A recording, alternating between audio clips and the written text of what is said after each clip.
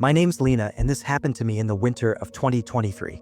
I was 23, living alone in a studio apartment in Chicago, Illinois, scraping by as a freelance illustrator. I'd heard about sleep paralysis before, waking up frozen, unable to move, your mind trapped in a half-dream state. It sounded unsettling, but I'd never experienced it until that December when I started waking up every night, locked in my body, with a shadow in my room that knew my name.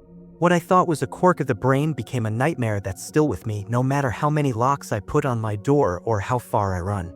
I'd moved into the apartment in October, a cramped but charming place in Wicker Park with exposed brick walls, a single window overlooking a snowy alley, and a radiator that clanked like it was possessed. It was my first time living alone, and I loved it, the freedom, the quiet, the chance to make it my own. My bedroom was just the main room, with a mattress on a low frame, a desk cluttered with art supplies, and a thrift store lamp that flickered if you bumped it. I was happy, despite the long hours and tight budget, sketching late into the night with coffee and lo-fi beats to keep me company. The first time it happened, I woke up around 3 a.m., my body heavy, like I'd been buried in sand. I couldn't move. Not my arms, not my legs, not even my eyelids. My eyes were open, staring at the ceiling, where streetlight filtered through the blinds, casting stripes across the plaster. My chest felt crushed, like a weight was pinning me down, and my breath came in shallow gasps. Panic surged through me, my mind screaming to move, to scream, but nothing worked. I'd read about sleep paralysis, so I tried to stay calm, telling myself it'd pass, that it was just my brain glitching. Then I saw it, a shadow, darker than the room's darkness, standing by my desk, maybe 10 feet away. It wasn't a vague shape or a trick of the light. It had a form, human but wrong, too tall, its shoulders hunched, its arms dangling like they were too heavy. Its head was tilted, and I felt it staring, even though I couldn't see its face. The room turned cold, my breath fogging in front of me, and the pressure on my chest tightened, like fingers digging into my ribs. My heart pounded, a drumbeat in my ears, and I tried to blink, to shift my gaze, but I was locked in place, helpless. The shadow just stood there, silent, but its presence was heavy, like it was soaking up the air. I don't know how long it lasted, seconds, minutes, but I finally jolted awake, gasping, my body jerking like I'd been shocked. I sat up, sweating, my hands shaking as I fumbled for the lamp. The room was normal, the desk empty, just my sketchbooks and pens. I checked every corner, the closet, even under the bed, my pulse racing. Nothing was there, but I felt it, like eyes on the back of my neck. I didn't sleep that night, sitting on my couch with every light on, a kitchen knife in my lap, telling myself it was a hallucination. I'd been working too hard, maybe not sleeping enough, but deep down, I knew it wasn't that simple. It happened again the next night and the night after. Always around 3 a.m., always the same shadow, always that crushing weight. Each time it was closer, first by the desk, then at the foot of my bed, then looming over me. Its shape got clearer, its arms longer, fingers thin and twitching like they wanted to grab something. I started dreading sleep, chugging energy drinks to stay awake, sketching until my eyes burned. But I'd always crash, and there it was, waiting like it knew I couldn't escape. I tried sleeping with the lamp on, but the shadow was darker, like it swallowed the light, its edges sharper in the glow. By the fifth night, it spoke. I woke up paralyzed, the shadow standing inches from my face, its head tilted so close I could feel its presence, like a void pulling me in. The pressure was unbearable, my chest caving, my lungs screaming for air. Then I heard it, a voice, low and jagged, like glass scraping stone. Lena, it said, my name curling through the air like smoke. My mind exploded with panic, my thoughts a jumble of no, no, no, but my body was a prison. The shadow's head tilted further, and I saw its face, or the lack of one. Just a smooth, black surface with two glowing points where eyes should be, flickering like dying stars. You can't hide, it rasped, and I felt its breath, cold and rancid, on my skin. I broke free, screaming, flailing, tumbling off the bed. I hit the lamp and it crashed, plunging the room into darkness. I crawled to the wall, flicked the overhead light on, my hands trembling so bad I could barely grip the switch. The shadow was gone, but my mirror was fogged like someone had exhaled on it, and there was a smudge, a long, thin handprint, too big to be mine. I wiped it away, sobbing, and noticed scratches on my arm, 3 red lines, shallow but burning, like they'd been etched with a nail. I didn't sleep for 2 days, crashing at a friend's place, but it followed me. I woke up on her futon, frozen, the shadow there, whispering my name, its fingers brushing my cheek. I was unraveling, my life falling apart. I couldn't focus at work, spilling coffee, forgetting orders. My friends noticed, asking if I was okay, but I couldn't tell them. I sounded insane. The scratches kept coming, always after an episode, on my arms, my shoulders, my thighs. Some were deep, leaving scars I still have. I started researching, spending hours on forums reading about sleep paralysis and shadow figures. People described the same thing: tall, faceless, speaking their names. Some called it the old hag, others said it was a demon feeding on fear. I found a post about my building from a tenant years ago who'd seen the same shadow, saying it never stopped, not until they left Chicago. I tried everything to make it stop. I sprinkled salt around my bed, burned sage until my eyes watered, wore a cross my aunt gave me. Nothing worked. The paralysis kept coming, and the shadow got bolder. One night, it sat on the bed, its weight sinking the mattress, its fingers tracing my collarbone, leaving welts that stung for days. Another time, it hummed, a low, grating sound that made my teeth ache, like it was inside my skull. I was barely eating, barely living, my eyes sunken, my hands shaking. I felt like I was being hunted, like it was wearing me down, waiting for me to break. The worst night was in January. I woke up, paralyzed. The room so cold my lips were numb, my breath a cloud. The shadow was on top of me, straddling my chest, its weight crushing, like it was trying to push me through the bed. Its face was inches from mine, those glowing eyes swallowing me, its mouth splitting open, a jagged tear filled with darkness. The voice wasn't a whisper anymore. It was a roar, shaking the room, my bones, my soul. "You're mine, Lena. You'll never leave." I felt its hands on my throat, squeezing, not enough to kill but enough to hurt, its fingers like ice, burning my skin.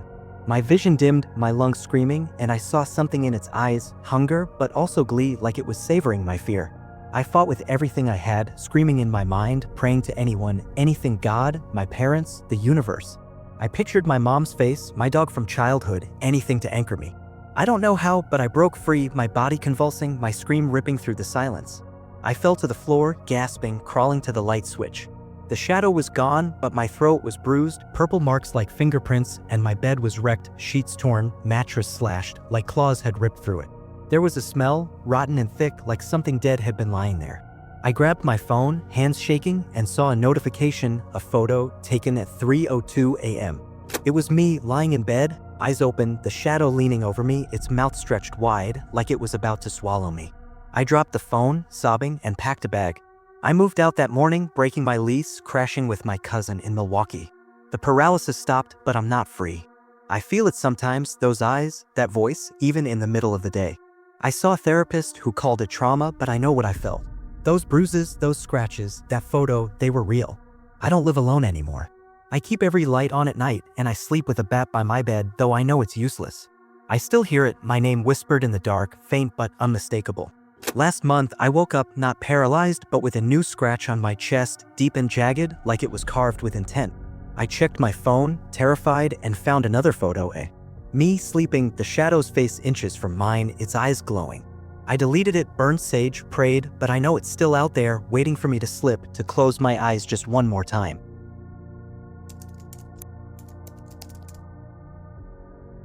My name's Ethan, and this happened to me in the spring of 2022. I was 27, living in a loft in downtown Atlanta, Georgia, working as a sound engineer for a local studio. I'd heard about sleep paralysis, waking up frozen, your body betraying you, sometimes seeing things that aren't there.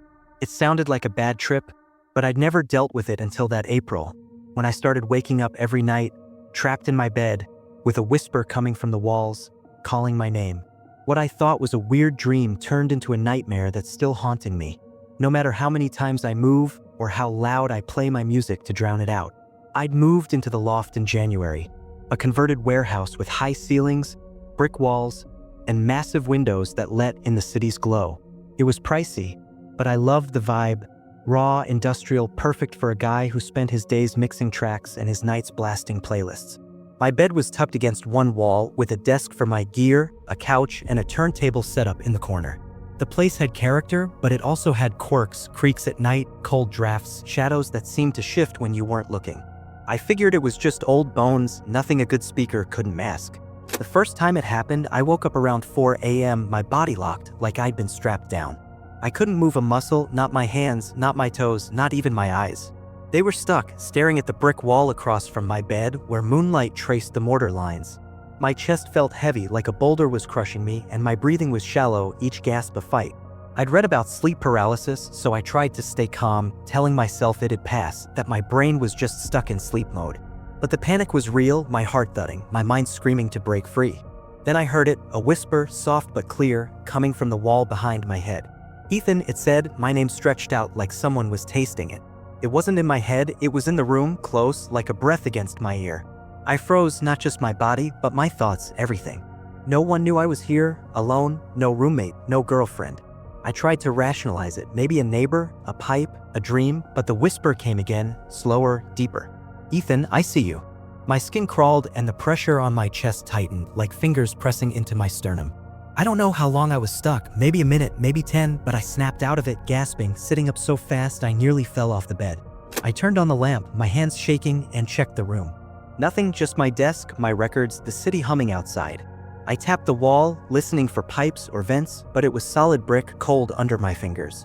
I didn't sleep that night, sitting on my couch with the TV blaring, telling myself it was a hallucination. I'd been pulling late nights at the studio, maybe drinking too much coffee. But the whisper lingered in my head like it had carved itself there. It happened again the next night and the night after. Always around 4 a.m., always the same whisper, always that crushing weight. The voice was different each time, sometimes a man, rough and gravelly, sometimes a woman, soft and mocking, sometimes a child, high and giggling. But it always said my name, followed by things like, "I'm here," or "Look at me." The pressure grew heavier and I started feeling something else, hands, light at first, brushing my arms, my legs, like they were testing me. I'd wake up with my skin tingling like I'd been grazed by something cold. I was terrified to sleep, chugging energy drinks, blasting music to stay awake.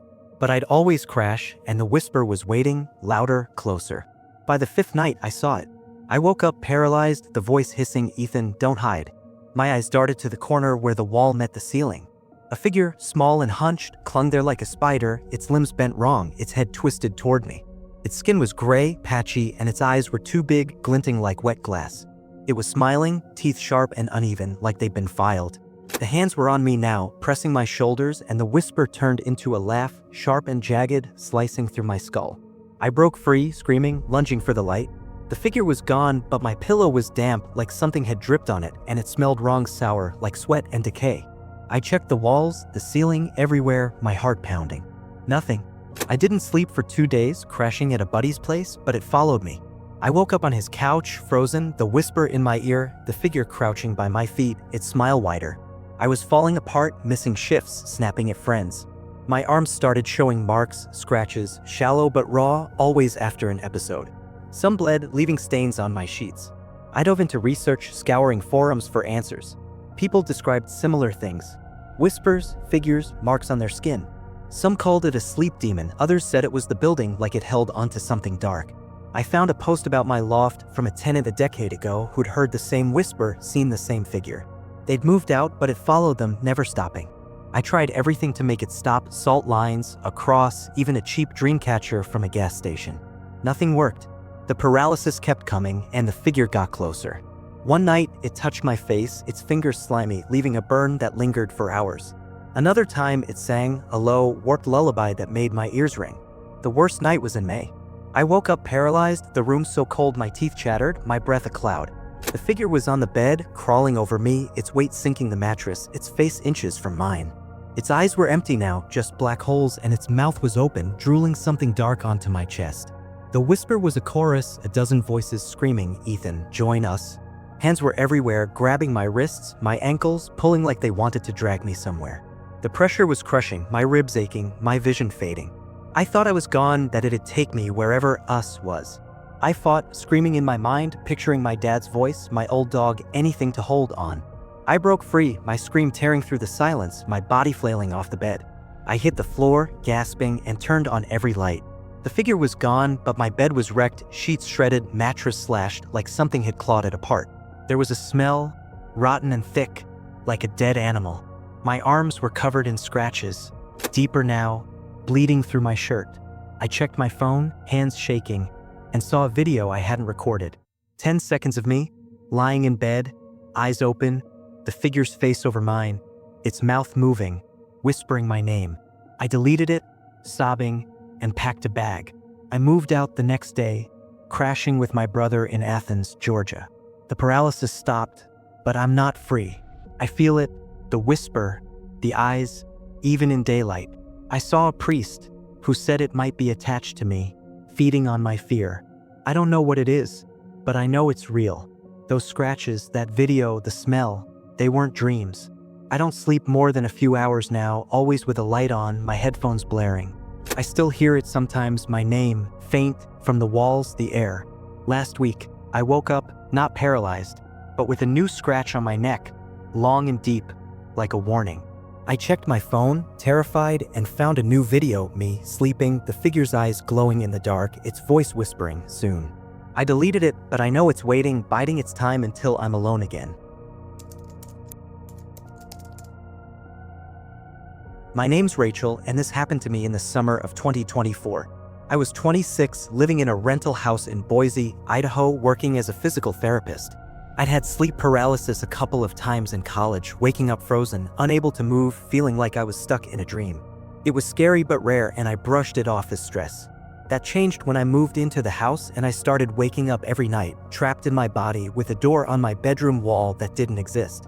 Something was behind it, scratching, whispering, trying to get in, and it knew my name. What I thought was a quirk of my mind became a nightmare that's still with me, no matter how many miles I put between me and that house. I'd moved into the house in June, a small 2-bedroom in a quiet suburb with hardwood floors, a tiny backyard, and a porch that creaked in the wind. It was older, built in the 50s, but cozy, perfect for me and my cat, Jasper. My bedroom was simple. A bed, a nightstand, a dresser, and one window facing the street. The only door led to the hallway, or so I thought. I loved the place, spending evenings on the couch with a book or sketching rehab plans for my patients. It felt like home until the nights turned against me. The first time it happened, I woke up around 5 a.m., my body locked like I'd been bolted to the bed. I couldn't move, not my fingers, not my legs, not even my eyelids. My eyes were open, fixed on the ceiling where the fan spun lazily, casting shadows. My chest felt crushed, like a hand was pressing down, and my breath was shallow, each inhale a struggle. I dealt with sleep paralysis before, so I tried to stay calm, telling myself it had passed, that my brain was just confused. But the panic was sharp, my heart racing, my mind begging my body to obey. Then I saw it, a door on the wall opposite my bed where there'd always been just drywall painted beige. It was old, wooden, warped, with a rusted knob that glinted in the dim light from the window. It didn't belong, not in my room, not in this house. I told myself it was a dream, a hallucination, but it looked so real, the wood splintered, the hinges rusted like it led to a cellar or an attic. Then I heard a sound, scratching, slow and deliberate, like claws dragging across the other side. My skin prickled and the pressure on my chest tightened, like the air was being squeezed out of me. I tried to scream, to blink, but I was trapped, my eyes locked on that door. The scratching grew louder, faster, and the knob rattled, like something was twisting it, testing it. I felt a presence, heavy, like a storm cloud pressing against the door, wanting in. My heart was a jackhammer, my thoughts a mess of please, no, wake up. I don't know how long it lasted, seconds, minutes, but I snapped out of it, gasping, sitting up, my hands clutching the sheets. The door was gone, just the wall, smooth and normal. I turned on the light, checked every inch of the room, my cat staring at me from the foot of the bed. Nothing was wrong, but I felt it like something had been here watching. I didn't sleep that night, sitting on the couch with Jasper, a knife in my hand, telling myself it was just my mind. It happened again the next night and the night after. Always around 5 a.m., always the same door, always the scratching. The presence felt stronger each time, like it was pushing harder, getting closer to breaking through. I started dreading sleep, taking melatonin to force myself under, then caffeine to stay awake. But I'd always crash, and the door was there, waiting.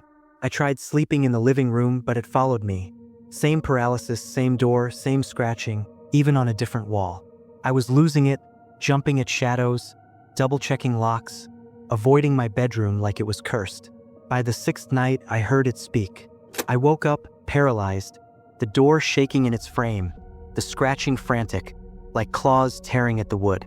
The pressure was worse, my ribs aching, my lungs burning. Then a voice, dry, like rustling leaves, coming from the door. "Rachel," it said, My name sharp and deliberate. I screamed inside, my mind a whirlwind of panic, but my body was stone. The voice came again, slower, mocking. "Open the door, Rachel." The knob turned, slow, creaking, and the door cracked open, just an inch. I saw an eye, yellow, slit like a snake's, glinting in the dark. The presence was overwhelming, like it was spilling into the room, cold and heavy. I broke free, screaming, flailing, knocking over the nightstand. I hit the light switch, my hands trembling, and the door was gone, just the wall. But my arm was marked 3 red scratches, shallow but stinging like they'd been carved. I checked the room, the house, every door, sobbing. Nothing was there, but Jasper was hissing, his fur up, staring at the wall. I didn't sleep for 2 days, crashing at a coworker's place, but it followed me. I woke up on her guest bed, frozen, the door on the ceiling, the voice whispering, "You can't run." I was a wreck, missing work, forgetting appointments. My patients noticed, my boss pulled me aside, but I couldn't explain, I'd sound unhinged.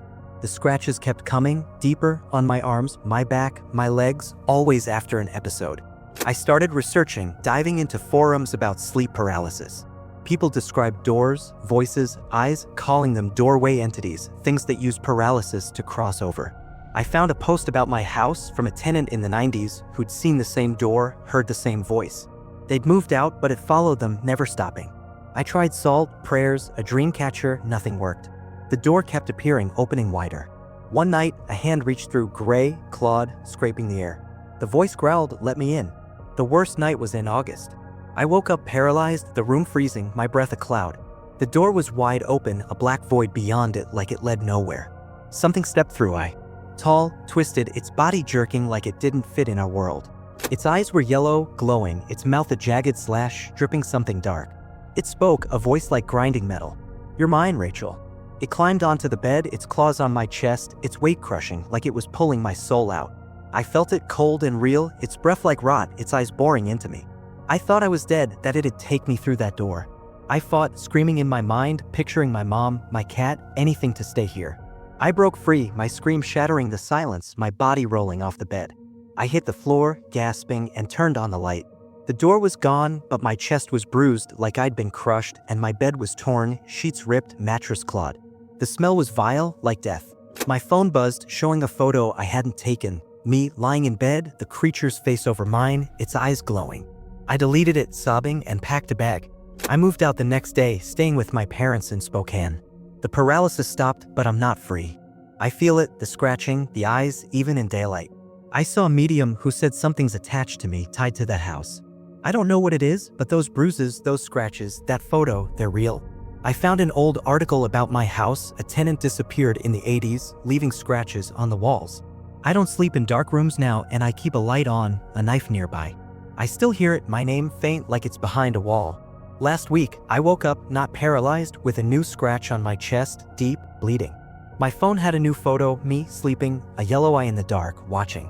I know it's waiting, and I'm terrified it'll open that door again.